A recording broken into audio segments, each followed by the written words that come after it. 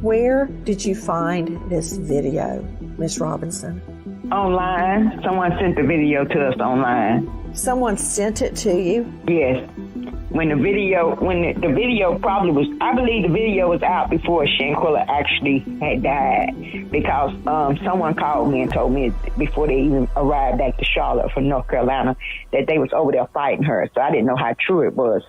So after she got back, they got back, Shanquella had passed, the video had circled Facebook, and someone sent it to my family. It started coming out. The video started coming out. It didn't start just before the trip or on the plane or in their electronic communications.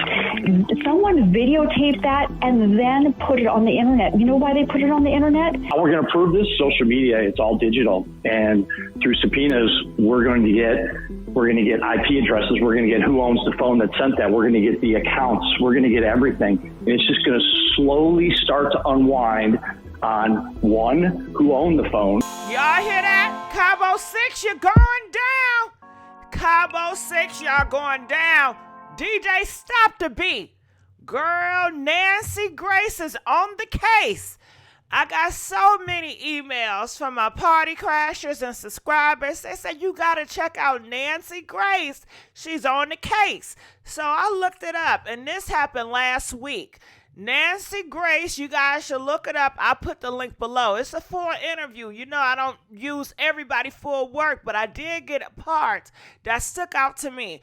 Not only do they beat the woman, stand by and video this girl getting killed, they then lie about her cause of death to her mother. They lied about it. Now, is lying a felony? No, it is not. But doesn't it suggest to you, Gary, that they lied for a nefarious reason, and that reason being to cover up their involvement in her death? Yes, absolutely. It very much appears that the stories being told to the family from the very get-go were not true. And it does raise the question of whether this was a pre-planned attack, whether it was organized not only by the person who committed it physically, but those around the room. And you know, it's a sad day for the family, but it's also going to be a very, very sad day for these people, because they are going to be implicated. They are going to, at a minimum, be witnesses in a potential criminal trial. You got that right, Davidson. They're not just witnesses.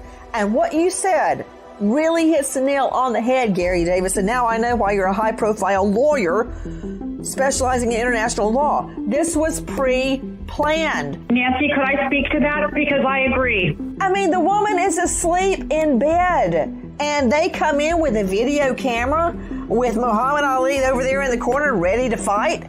They have this thing planned. They don't have to come over from North Carolina to San Jose del Cabo. If they planned it in the living room and went in there, this is a premeditated attack, just the way Gary Davidson is describing it. I agree it's premeditated. And Nancy, what's going to be interesting is to look at their texts that they sent each other, emails, other forms of electronic communication as they were planning this trip, as they were on the plane, as they were arriving at this resort. You know, you can premeditate something at an unconscious as well as a conscious level. Okay, Dr. Bethany, you know I admire you greatly, but I'm talking about evidence that can come into court. What they were thinking about in the bathroom on the plane does not matter to me. What matters to me is what I can prove. But you're exactly right. I would look at every single text, email, communication between these people to find out if they wanted to gang up on her from the get-go when they all left to go to Mexico. And that's where you come in, Robert Crispin, about how we're going to get a hold. And Nancy, the video? Yes? The video is another form of aggression. It didn't start just before the trip or on the plane or in their electronic communications.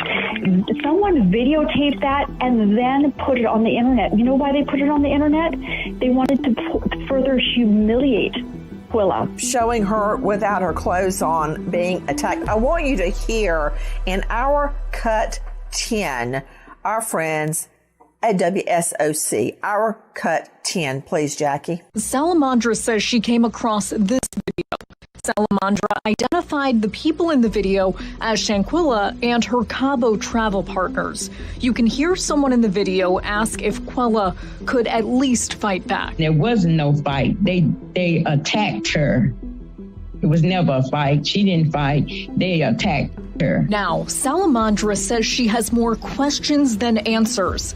She wants justice for her daughter. She was a good child and had a great heart. And she did not deserve to be treated like that. I keep looking at this video and imagining my little girl being attacked and beaten dead like that. Where did you find this video, Miss Robinson? Online. Someone sent the video to us online. Someone sent it to you? Yes. When the video probably was, I believe the video was out before Shanquella actually had died, because someone called me and told me before they even arrived back to Charlotte from North Carolina that they was over there fighting her. So I didn't know how true it was. So after she got back, they got back, Shanquella had passed. The video had surfaced on Facebook, and someone sent it to my family. It started coming out. The video started coming out. That is a really big deal. Alexis Tereszcuk joining me, crimeonline.com investigative reporter. Alexis, is that correct? And I'm going to follow up with you, Crispin, about how I can prove it's correct. I can't just blurt it out it's correct without knowing. Alexis, is it possible these girlfriends post the video of Quella completely naked being beaten to her death in the bedroom before she's even pronounced dead? Yes, and that's what the timestamps and the information that has shown up on different websites and where the video has been seen shows that it was almost like it was not a live broadcast, but really in real time happening. It didn't show up weeks later. It showed up almost immediately. How can I prove that, Robert Crispin? So this is one of the reasons that the FBI is involved now, because they have a unit called the extraterritorial unit for crimes when you get a request from foreign governments to help them investigate cases for crimes against U.S. citizens, which I'm sure you're very well aware of that. How we're going to prove this? Social media, it's all digital. And through subpoenas, we're going to get IP addresses. We're going to get who owns the phone that sent that. We're going to get the accounts. We're going to get everything. And it's just going to slowly start to unwind on, one, who owned the phone that shot that video, who posted that. And this case with that video is just probably the most key piece of evidence that any investigator wishes they had on so many other crimes. It's people just don't think. And social media has cleared so many crimes because people don't think and they want to brag. Not only that, the lying.